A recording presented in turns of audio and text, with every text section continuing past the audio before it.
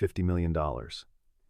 Dead in the water, the pristine yacht sat lifeless in Millbrook Harbor, its silence mocking every expert who had tried and failed. Elena Whitmore stood rigid on the weathered dock, diamond earrings catching the morning sun, her ivory Chanel dress blazing against the salt-stained pier. Behind her, the final team of engineers wheeled their equipment cases toward black SUVs. 30 had tried, 30 had failed. Through the harbor mist emerged David, oil-streaked flannel hanging loose over faded jeans, his 6-year-old daughter Sophie bouncing beside him, clutching a carefully folded paper boat. The delicate creation slipped from her small fingers, landing in the murky puddle at Elena's feet. Without a glance downward, the woman's $1,000 heels crushed the soggy paper. David knelt slowly, his weathered hands gentle as he lifted the crumpled boat. "Can you fix boats?" Sophie asked innocently. "My daddy fixes everything." Elena's laugh cut through the salty air like shattered crystal. "If you're so smart, then fix my boat." 3 years had passed since Sarah's funeral, and David Mitchell still carried the weight of that final goodbye in his shoulders. The small coastal town of Millbrook had been their escape plan, a place where they would raise Sophie away from the chaos of Boston, where Sarah could paint the ocean views she'd always dreamed of. Instead, it became the place where David watched his wife fade away, where he'd traded his engineering career for the steady rhythm of fixing engines and broken carburetors. His garage sat just 2 blocks from the harbor, a converted warehouse where locals brought their pickup trucks and fishing boats for repairs. The smell of motor oil and sea salt had become his daily perfume, replacing the sterile scent of corporate conference rooms and blueprint paper.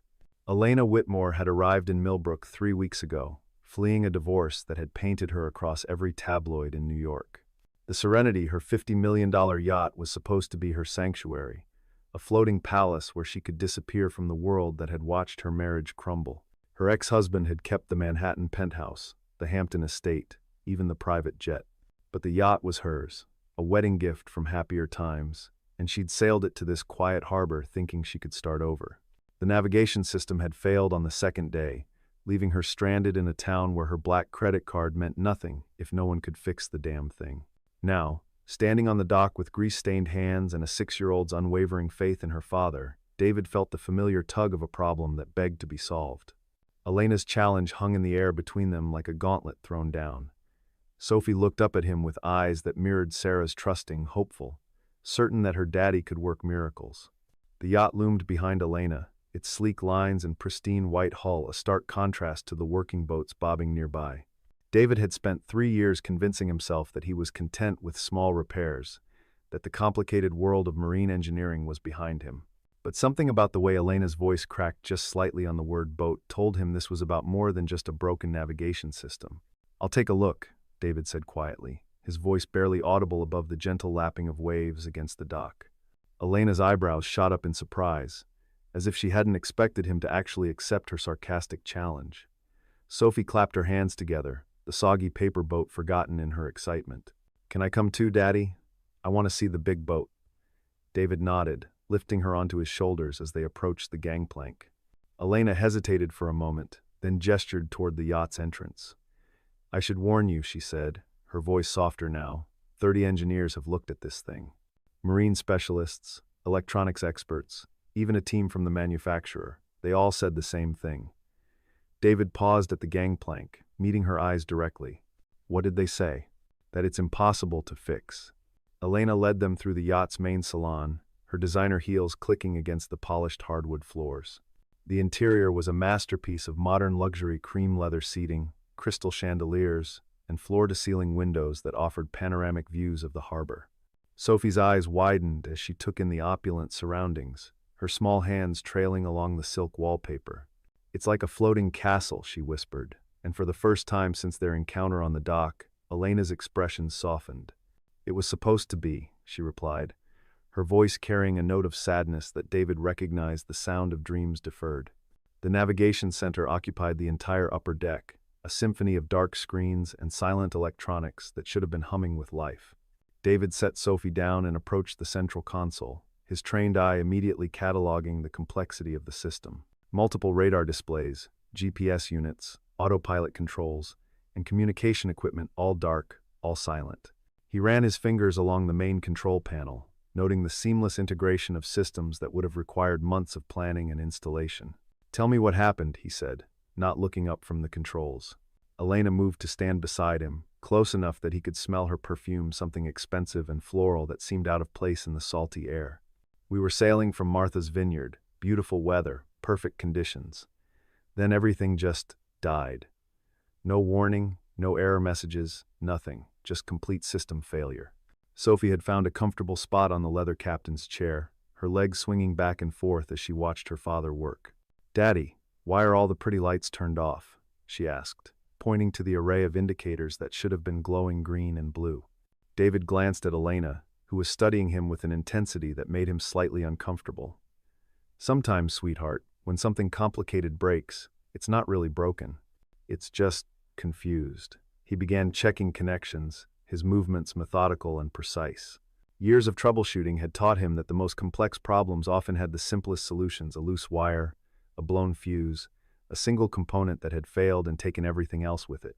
"You know what you're doing," Elena observed, watching as David traced wiring harnesses with practiced efficiency.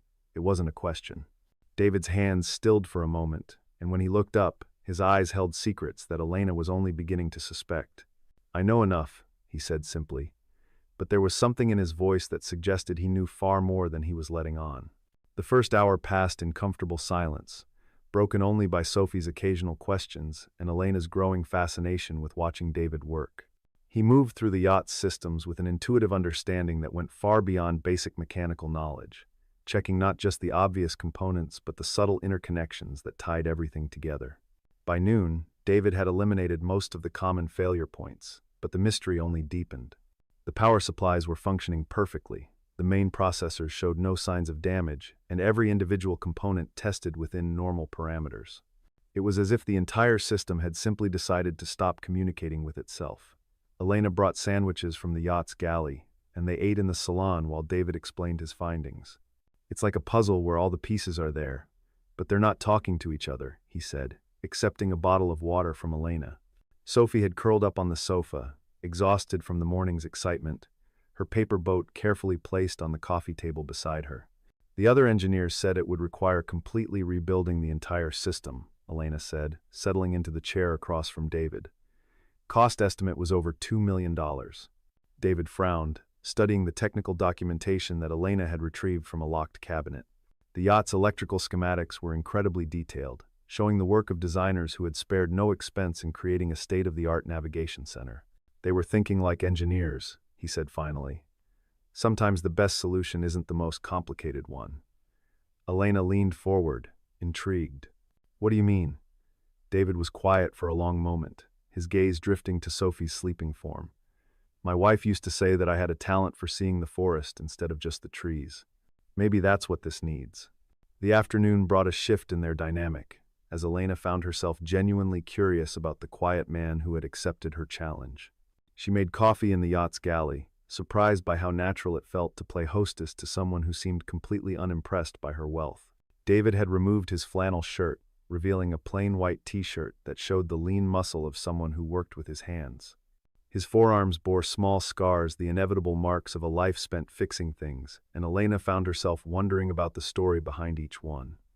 "You're not what I expected," she said, handing him a steaming mug. David looked up from the control panel he was examining, a slight smile playing at the corners of his mouth. "What did you expect?" "I don't know. Someone who would be intimidated by all this."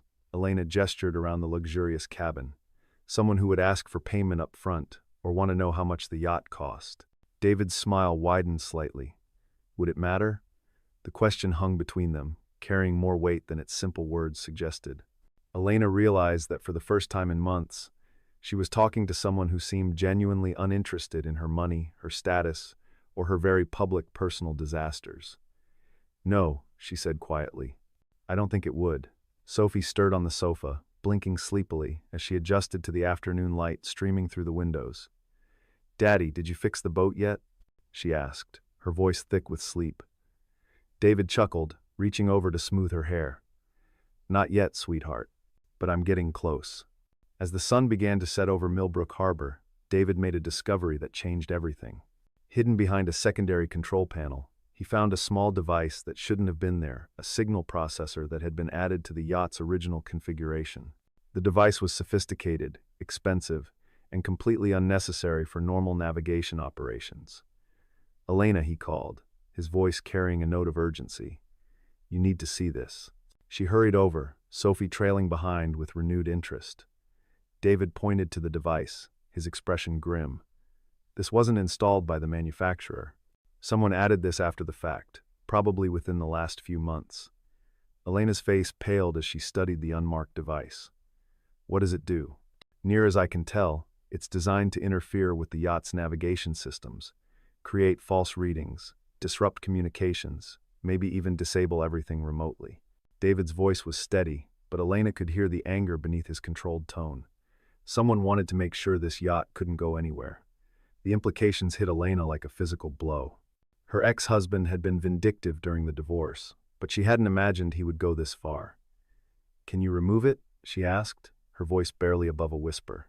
David nodded, already reaching for his tools. Sophie, honey, can you hand me the small screwdriver from my toolkit? The little girl scrambled to help, proud to be part of her father's work. Within minutes, David had carefully disconnected and removed the sabotage device. The yacht's navigation center came alive with a symphony of electronic sounds, beeps, chimes, and the gentle hum of processors initializing. Screens flickered to life, showing GPS coordinates, weather data, and the familiar glow of a functioning system. Elena stared at the displays in amazement, then turned to David with tears in her eyes. How did you know to look for that? 30 engineers missed it completely. David was quiet for a long moment, his hands resting on the central console. Because I've seen this kind of work before. I used to design marine navigation systems for a living, before. He trailed off, his eyes finding Sophie, who was watching the lights dance across the screens with wonder. Before what? Elena asked gently.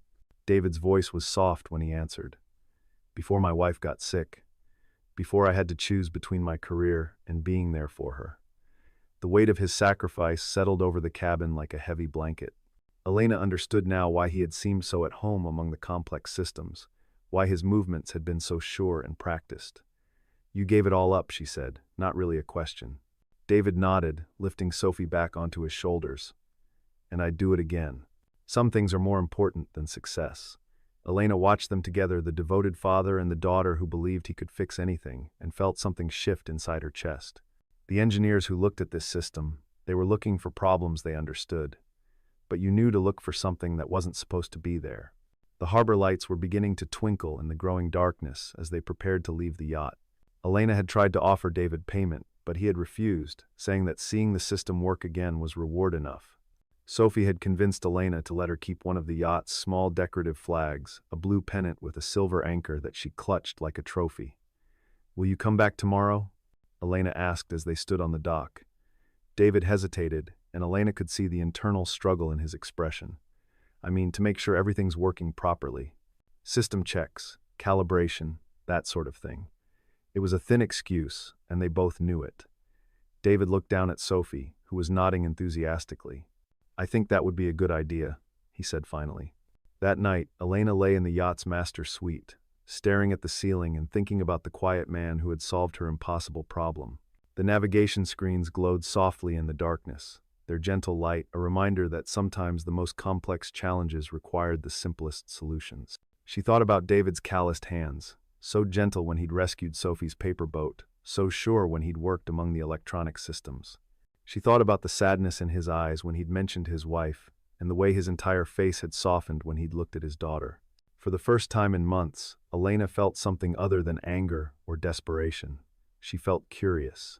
David tucked Sophie into bed in their small apartment above the garage, listening to her excited chatter about the floating castle and the pretty lady with the sparkly earrings. Daddy, why was the lady sad? Sophie asked, her intuitive 6-year-old mind having picked up on Elena's underlying melancholy. David smoothed the blanket around his daughter's shoulders, considering his answer. Sometimes, sweetheart, when people have a lot of things, they forget what's really important, and that can make them very lonely. Sophie nodded solemnly, processing this information. Is that why you fixed her boat? To make her not lonely anymore? David's breath caught slightly. I fixed her boat because it was broken, and I knew how to fix it. Sophie's smile suggested she wasn't entirely convinced by his explanation, but she was too tired to argue. The next morning brought a surprise that changed the trajectory of both their lives. Elena appeared at David's garage just as he was opening for the day, carrying a cardboard tray with 3 coffee cups and a bag of fresh pastries from the town's bakery. She was dressed more casually than the day before, designer jeans and a silk blouse instead of the formal dress, but she still looked like she belonged in a different world. "I brought breakfast," she said, seeming almost shy. "I thought we could eat before we went to check the yacht." David accepted the offered coffee, noting that she had somehow remembered exactly how he liked it. "You didn't have to do this," he said, but he was smiling. Elena shrugged, trying to appear nonchalant. "I wanted to." Sophie burst through the door connecting the garage to their apartment, already dressed and ready for another adventure.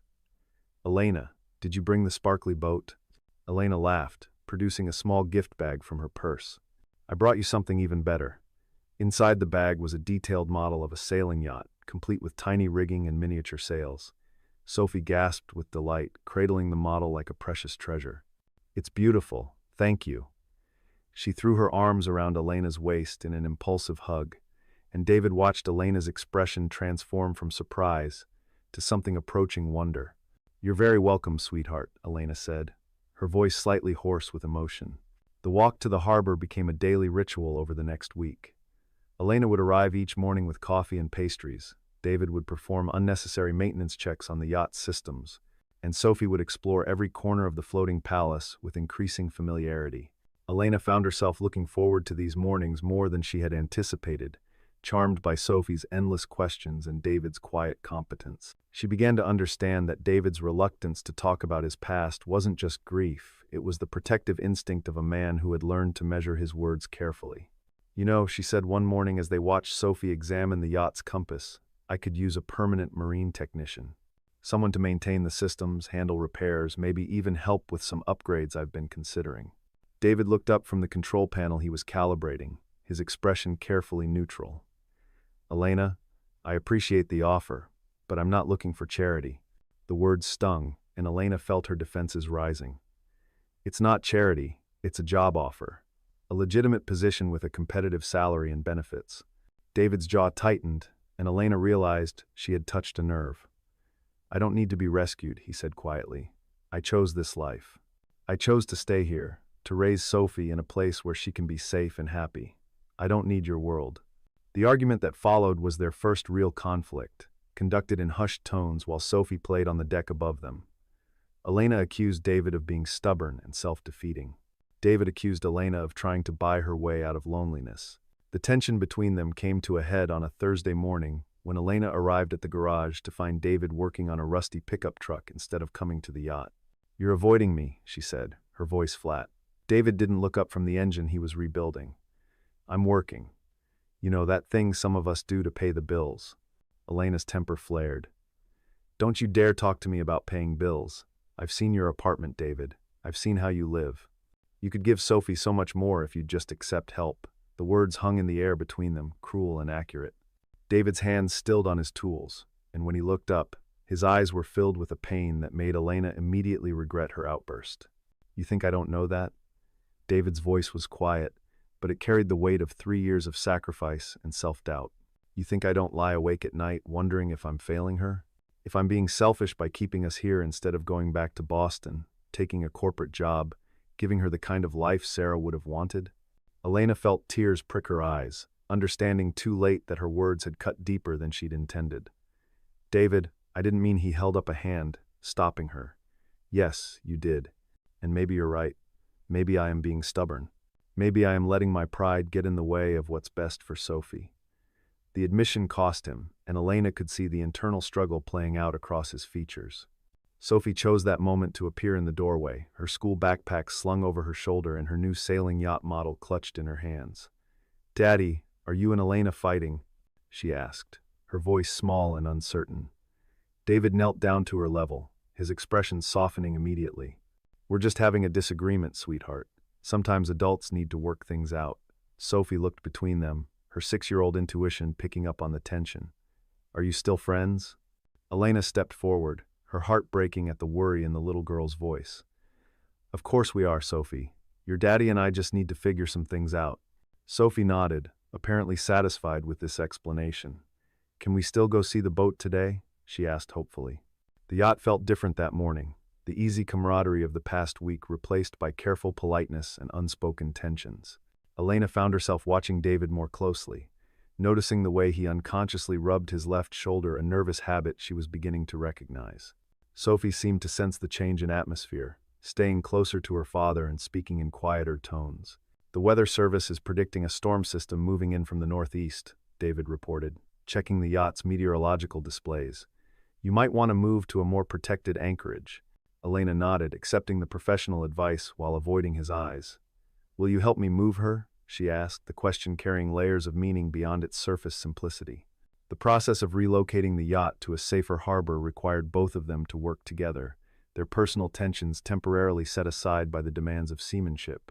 David took the helm while Elena handled the lines, their movements coordinated by years of experience, his with marine vessels, hers with this particular yacht. Sophie stood between them at the control station, her small hands resting on the wheel beside her father's larger ones. Look, Daddy, I'm driving the boat, she announced, her delight infectious. For a moment, the tension between the adults dissolved, replaced by shared amusement at Sophie's enthusiasm. You're doing great, sweetheart, David said, his voice warm with pride. Just keep her steady on this heading. The storm that night was fiercer than predicted, with winds that howled through the harbor and waves that crashed against the docks with frightening intensity. Elena lay in her cabin, listening to the yacht strain against her anchor lines and thinking about David and Sophie in their small apartment above the garage. She wondered if the building was sound enough to withstand the storm, if they had enough heat, if Sophie was frightened by the thunder that rolled across the harbor like cannon fire. At 2 a.m, unable to sleep, she pulled on a rain jacket and ventured onto the deck, checking the yacht's position and anchor lines.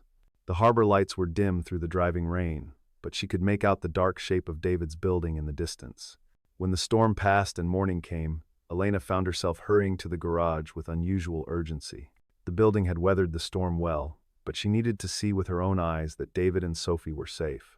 She found them in the garage, David working on a generator that had apparently failed during the night, Sophie coloring at a small table nearby. We lost power around midnight, David explained, not looking up from his work. Generator's been acting up for weeks. Should have replaced it sooner. Elena noticed the space heater plugged into an extension cord, the blanket wrapped around Sophie's shoulders, the thermos of what was probably cold coffee beside David's tools. Why didn't you call me? She asked. The yacht has a backup generator, heat, everything you need. David's hands stilled on the generator's engine, and when he looked up, his expression was a mixture of pride and exhaustion. Because this is our home, he said simply. We don't run away when things get difficult. Elena felt the rebuke in his words, understanding that he was talking about more than just the storm. I'm not running away, she said, but even as she spoke, she wasn't sure if it was true. Had she come to Millbrook to start over, or simply to hide?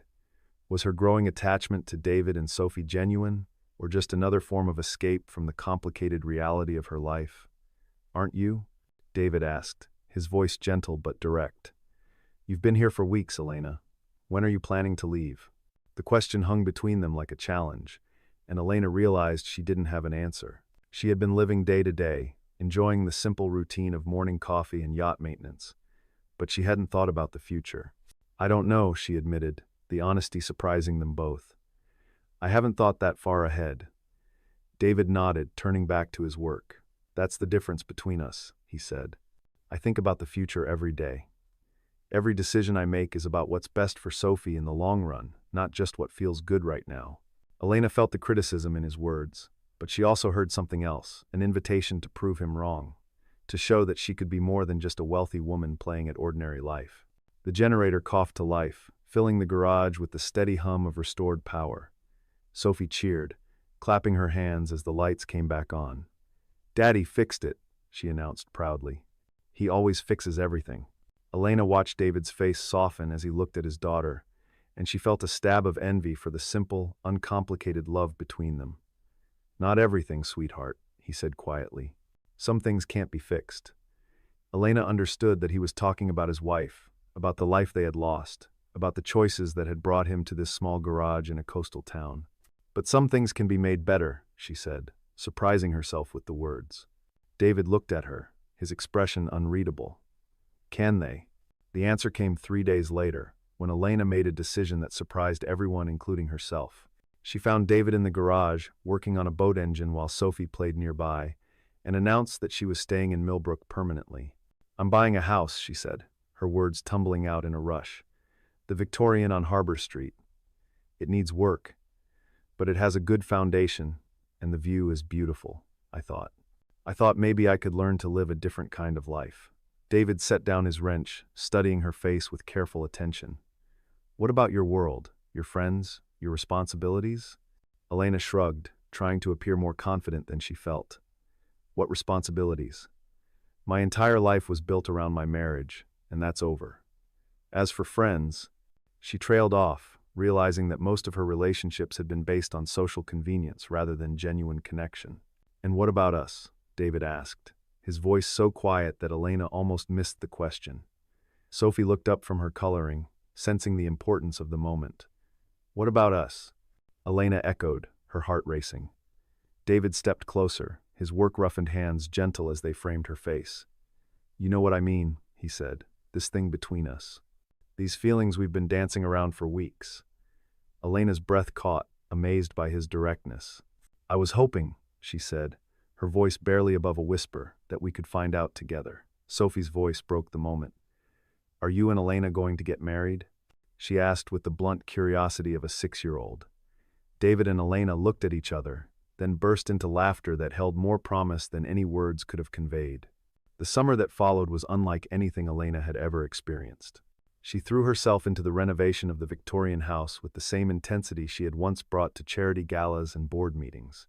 David helped with the electrical work and plumbing, his practical skills complementing her ambitious vision. Sophie appointed herself as supervisor, arriving each morning with her toy hard hat and clipboard, ready to inspect the day's progress. "The kitchen needs more windows," she announced one morning, studying Elena's renovation plans with serious consideration, "and maybe a special place for making cookies." Elena laughed, making notes on the blueprint. "An excellent suggestion. We'll definitely need a cookie-making station." The house slowly transformed under their combined efforts, becoming something none of them had expected, a home that reflected all three of their personalities. Elena's elegant taste merged with David's practical functionality and Sophie's whimsical touches. The kitchen featured professional-grade appliances alongside a child-height counter where Sophie could help with cooking. The living room had a reading nook with built-in bookshelves and a window seat that overlooked the harbor. David's workshop occupied the basement, filled with tools and workbenches where he could pursue his passion for fixing things. "It's like a real home," Sophie declared one evening as they sat on the front porch, watching the sunset paint the harbor in shades of gold and crimson. Elena discovered that she had a talent for the mundane tasks of daily life: grocery shopping, school pickup, bedtime stories. She found herself looking forward to these simple routines more than she had ever enjoyed any social event or business meeting. "You're different," David observed one evening as they cleaned up after dinner. "More relaxed, more yourself." Elena considered this, realizing that for the first time in years, she wasn't performing for anyone. She wasn't trying to be the perfect wife, the ideal hostess, or the successful businesswoman. She was simply Elena, and somehow that was enough. "I think I'm learning who I actually am," she said, and David smiled. "I like who you're becoming." The first real test of their new life came when Elena's ex-husband appeared in Millbrook, accompanied by lawyers and threats of legal action. He had discovered the sabotage device that David had removed from the yacht and was now claiming that Elena had violated their divorce agreement by having it analyzed. "You always were too smart for your own good," he sneered, standing in the renovated kitchen like a dark reminder of Elena's past, playing house with the local handyman. "How long do you think this little fantasy will last?"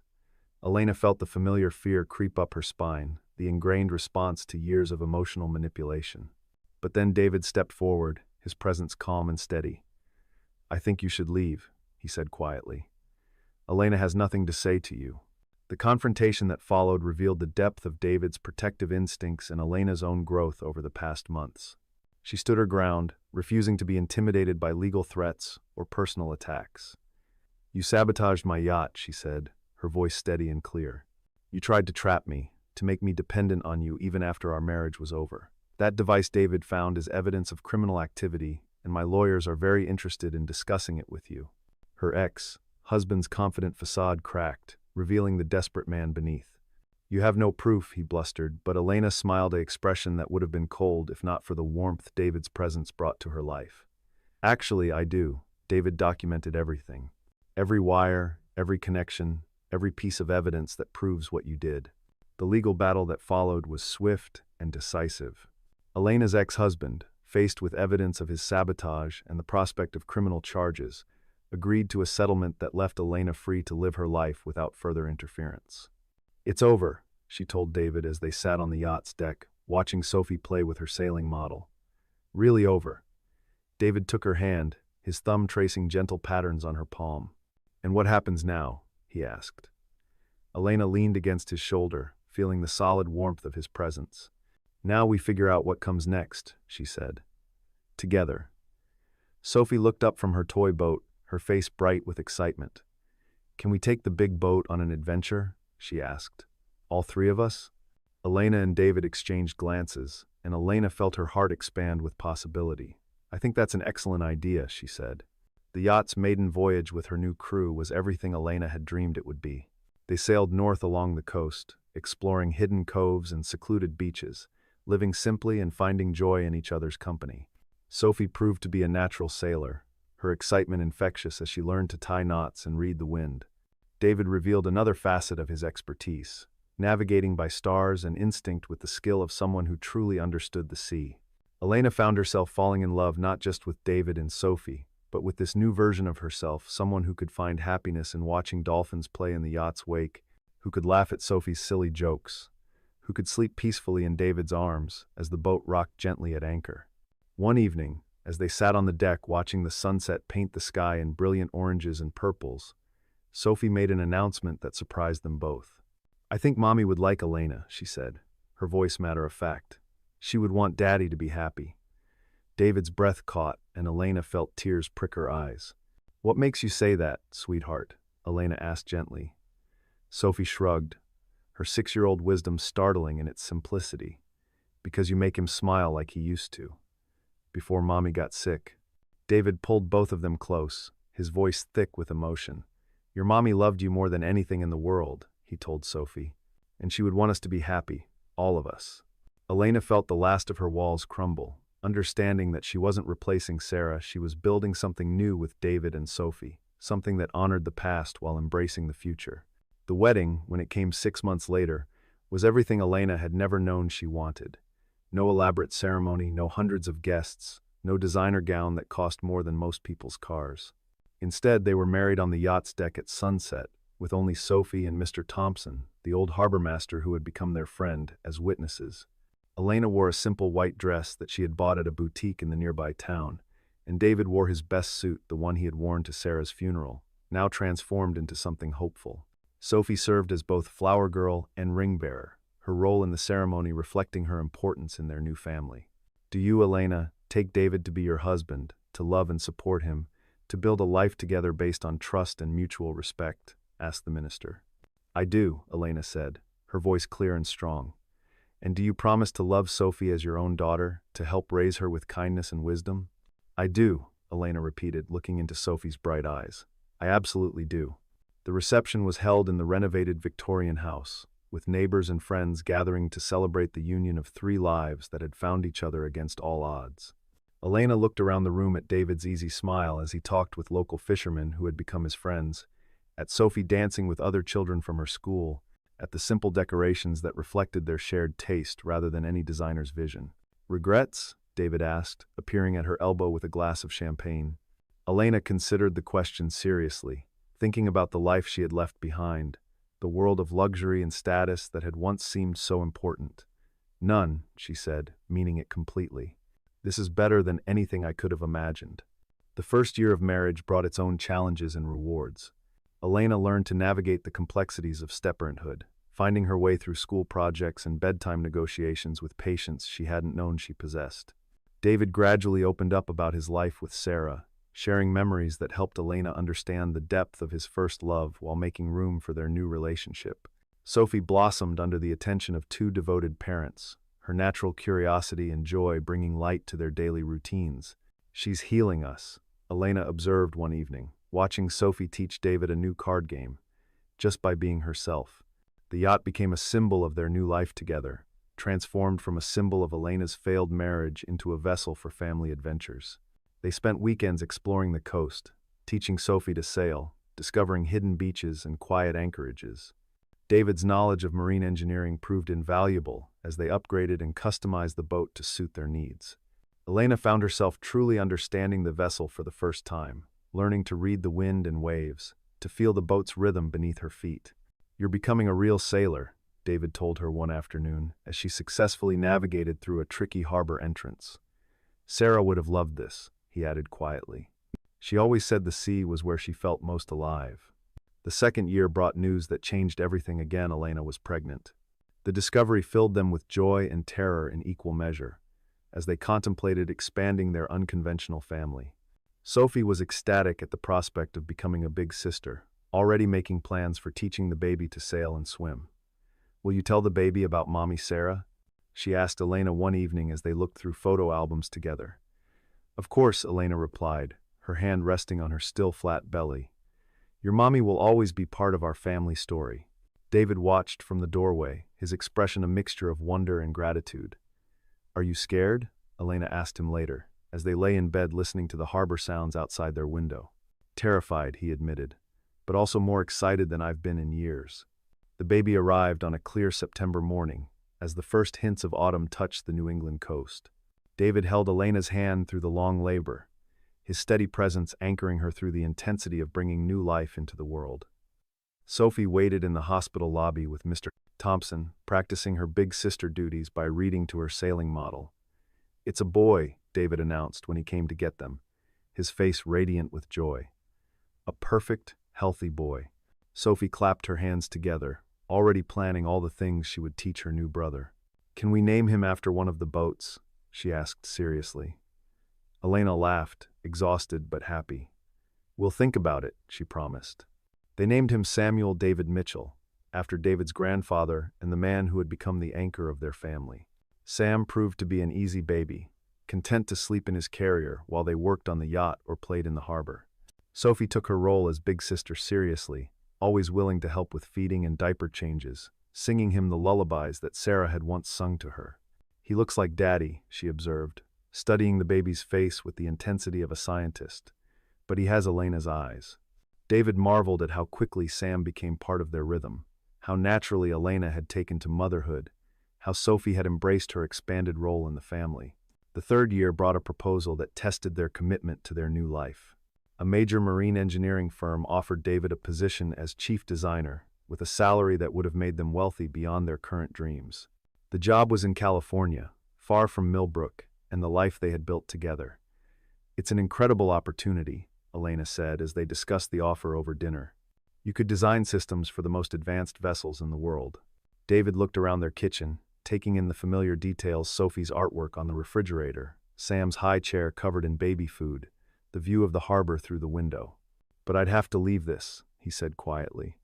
"Leave the garage, the town, the life we've built here." The decision, when it came, surprised no one who really knew them. David turned down the offer, choosing instead to expand his garage into a full-service marine repair facility.